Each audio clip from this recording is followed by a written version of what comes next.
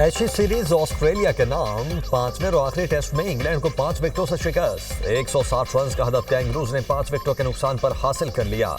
Marnus लिबुशेन 37, Jack Vidal 34 और Travis head 29 run बनाकर out हुए।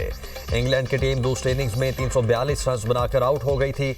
जैकब बीथल 154 रन बनाकर नुमायां रहे, जबकि मिचेल स्टार्क और वेबस्टर ने 3-3 खिलाड़ियों को पवेलियन की राह दिखाई। इंग्लिश टीम ने पहली इनिंग्स में 384 रन बनाए। जवाब में ऑस्ट्रेलिया ने 567 रन स्कोर किए। ऑस्ट्रेलियाई टीम ने 5 मैचेस की सीरीज 4-1 से जीत ली। मुल्क के मुख्तलिफ शहरों में धुंध का राज। हद निगाह कम होने से मोटरवे और कौमी शाहराहों पर ट्रैफिक की रवानी मुतासर। मोटरवे मुख्तलिफ मकामात से ट्रैफिक के लिए बंद। M4 पर पिंडी भटिया से मुल्तान, M5 पर रोहड़ी से मुल्तान तक गाड़ियों का दाखिला ममनू। हद निगाह बेहतर होते ही M1 पेशावर से गाजी खजरो इंटरचेंज, M2 को लाहौर से कोट मोमी तक ट्रैफिक के लिए खोल दिया गया। M3 को फैजपुर से दरखाना तक खोल दिया गया। मोटरवे पुलिस की ड्राइवर्स को फॉग लाइट्स का इस्तेमाल यकीनी बनाने की हिदायत। वज़ीर-ए-आज़म शहबाज शरीफ आज कोयटा का एक रोज़ा दौरा करेंगे। वफाकी वज़रा भी हमरा होंगे। वज़ीर-ए-आज़म सूबे में अमन अमान की सूरत हाल पर आला सतह इजलास की सदारत करेंगे। बलोचिस्तान की सिक्योरिटी और मजमूई सूरत हाल का जायजा लिया जाएगा। इत्तेहादी जमातों के पार्लिमानी रहनुमाओं से मुलाकातें भी शेड्यूल। वज़ीर-ए-आज़म दानिश स्कूल का इफ्तिताह भी करेंगे। पीटीआई वफ्द का आज स्पीकर कौमी असम्बली से मुलाकात का फैसला। बैरिस्टर गोहर की सरबराही में रहनुमाओं का इस्लामाबाद में अहम इजलास। सलमान अकरम राजा, असद कैसर, जुनैद अकबर और दीगर की शिरकत। स्पीकर से मुलाकात में महमूद खान चकजई की बतौर अपोजिशन लीडर तकर्रुरी का नोटिफिकेशन जारी करने का मुतालबा किया जाएगा। अमरीकी रियासत मिनेसोटा में इमिग्रेशन हुकाम ने फायरिंग करके एक खातून की जान ले ली। इमिग्रेशन ऑफिसर ने दावा किया मिनियापोलिस में खातून ने गाड़ी से अहलकारों को कुचलने की कोशिश की।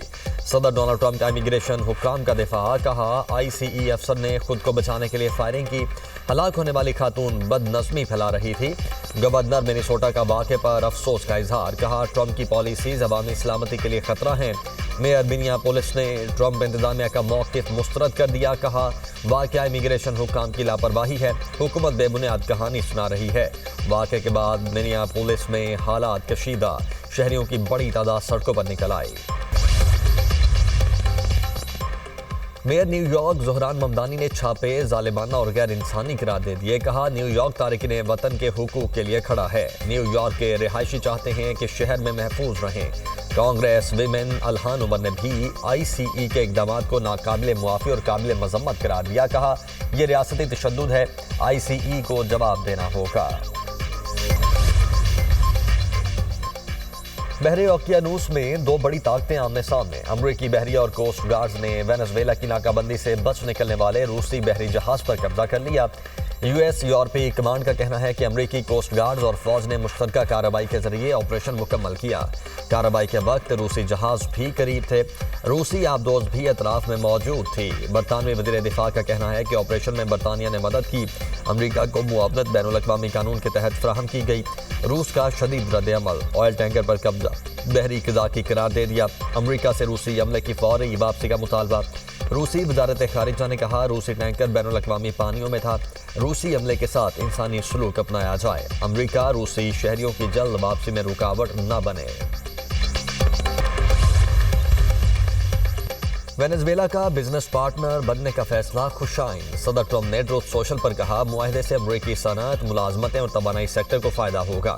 तेल से सिर्फ अमरीकी मसनूआत खरीदी जा सकेंगी। ज़राई मसनूआत, अद्विया, तिब्बी आलात और तवानाई का साजो सामान शामिल होगा। वेनेजुएला के तेल से हासिल होने वाली रकम ग्रिड और तवानाई सेक्टर की बेहतरी पर खर्च होगी। 2027 के लिए अमरीकी फौजी बजट $1.5 ट्रिलियन होना चाहिए। वेनेजुएला का तेल सिर्फ अमरीकी मफाद में फ़रोख्त होगा। अमरीकी नायब सदर JD वेंस ने भी सदर ट्रंप की हाँ में हाँ मिला दी। कहा वेनेजुएला इसी सूरत में अपना तेल बेच सकेगा अगर ये अमरीकी मफादात में हो। वेनेजुएला अमरीकी मफादात को पूरा नहीं कर सकता तो उसे तेल बेचने की इजाज़त नहीं। नेपरा ने फी यूनिट बिजली 93 पैसे सस्ती कर दी। नोटिफिकेशन जारी। बिजली नवंबर के लिए फ्यूल प्राइस एडजस्टमेंट की बद में सस्ती की गई। मुल्क भर के सारिफीन को रिलीफ जनवरी के बिलों में मिलेगा। रिलीफ का इतलाक लाइफ लाइन सारिफीन पर नहीं होगा। T20 वर्ल्ड कप में बांग्लादेश के मैच भारत से मुंतकिल होंगे या नहीं, ताहाल फैसला न हो सका। बांग्लादेश क्रिकेट बोर्ड ने भारत से मैचेस मुंतकिली की दरखास्त मुस्तरद होने की खबरों की तरदीद कर दी। बीसीबी का कहना है कि आईसीसी ने भारत से मैचेस मुंतकिल करने की दरखास्त मुस्तरद नहीं की। आईसीसी ने बांग्लादेश टीम की वर्ल्ड कप में बगैर किसी रुकावट शिरकत की यकीन दहानी करवाई। आईसीसी ने बीसीबी तहफुजात पर मिलकर काम करने पर रजामंदी जाहिर की है।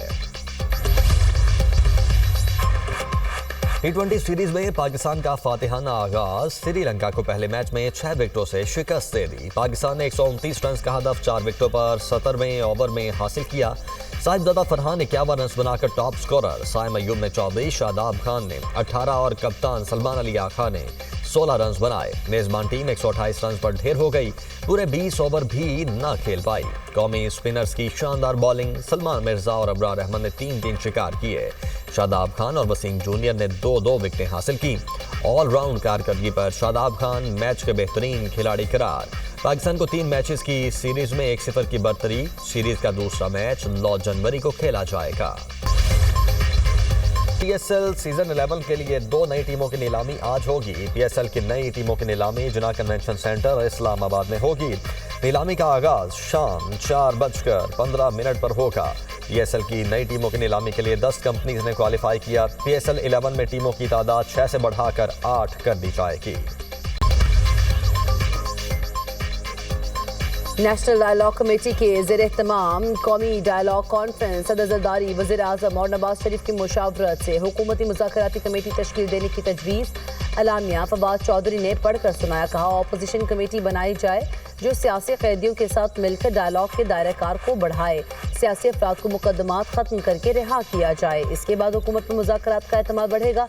सेनेट और कौमी असम्बली में ऑपोजिशन लीडर का तकर्रुर किया जाए। इजलास में शाहिद हकान अब्बासी, लियाकत बलोच, शेर अब्दुल मरवत, बैरिस्टर सैफ, इमरान इस्माइल, शहजाद वसीम की शिरकत। शाहिद हकान अब्बासी ने कहा कि इंतशार होगा तो मुल्क तरक्की नहीं करेगा। मुल्क को चलाने के लिए रास्ता ढूंढना होगा। वो पीटीआई ने आज तक सिवाय गालियां देना और तनकीद करने के अलावा क्या किया है? इनकी लीडरशिप ने इनको सिखाया क्या है? यही सिखाया कि गालियां दो लोगों को, सोशल मीडिया पे गालियां दो, जो आपको से इख्तलाफ करे उसको जो है पूरी फैमिली को उसको रगड़ दो। तो ये उनकी सियासत रही है। उस पर मैं कोई दो राय नहीं कर रहा। उस पर हमारे इख्तलाफात हैं, संगीन इख्तलाफात हैं, लेकिन फिर भी अगर वो यहाँ पे अपनी कोई पॉलिटिकल एक्टिविटी करने आ रहे हैं 100 बिस्मिल्लाह।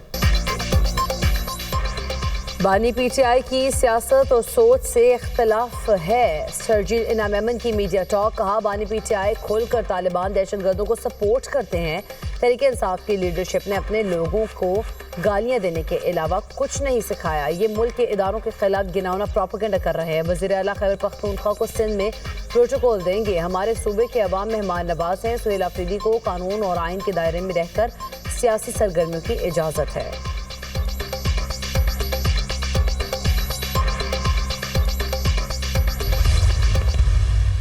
पंजाब की बेटी डट जाए तो पंजाब की तकदीर बदल के रख सकती है। पंजाब की जो बेटी है, पंजाब की जो माँ है, पंजाब की जो बहन है, वो किसी से कम नहीं है। वो जो चाहे अचीव कर सकती है। कोई गली ऐसे नहीं रहेगी, कोई मोहल्ला ऐसा नहीं रहेगा, कोई कुछ ऐसा नहीं रहेगा जहां हेल्थ के ये गार्जियंस पहुंच के लोगों का दरवाजा खटका के उनको कहेंगे कि आप अपनी बीमारी की तशखीस कराओ। अगर आपके लिए कोई अद्वियात की जरूरत है, किसी चेकअप की जरूरत है, तो हम घर पे आपको करके जाएंगे। पंजाब की बेटी डट जाए तो सूबे की तकदीर बदल देती है। वज़ीर आला पंजाब मरीम नवाज का कम्युनिटी हेल्थ वर्कर्स की पासिंग आउट तकरीब से खिताब। कहा मेरी गवर्नेंस का मॉडल है, लोगों को खुद चलकर ना आना पड़े बल्कि गवर्नमेंट खुद अवाम की दहलीज पर जाए। पंजाब में हर बीमार का बर वक्त इलाज होगा। मेरा ख्वाब है सरकारी अस्पतालों में किसी मरीज को मुश्किल का सामना न करना पड़े। सूबे के तमाम शहरों में कार्डियोलॉजी यूनिट्स बन रहे हैं।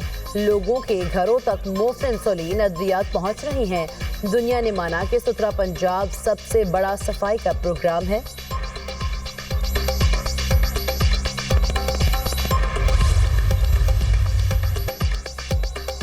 पाकिस्तान और बांग्लादेश के दरमियान डायरेक्ट फजाई राब्ते की बहाली में अहम पेशरफ। बांग्लादेश की विमान एयरलाइन ने कराची के लिए परवाजों का शेड्यूल जारी कर दिया। विमान एयरलाइन की पहली परवाज 29 जनवरी को ढाका से कराची पहुंचेगी। सीटों की बुकिंग शुरू।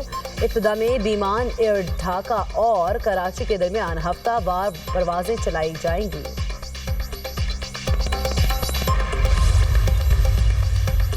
बिलावल भुट्टो जरदारी से नासिर हुसैन शाह और सईद गनी की मुलाकात। सूबाई वुज़रा ने पार्टी क़यादत को अपने महकमों की कारकर्दगी से आगाह किया। बिलावल भुट्टो से अरकान सिंध असेंबली मुमताज़ चांडियो और सजीला लगारी की भी मुलाकातें। अवामी मसाइल और उनके हल पर ब्रीफिंग दी। ख़वातीन की सियासत में ज़्यादा से ज़्यादा किरदार पर गुफ्तगू।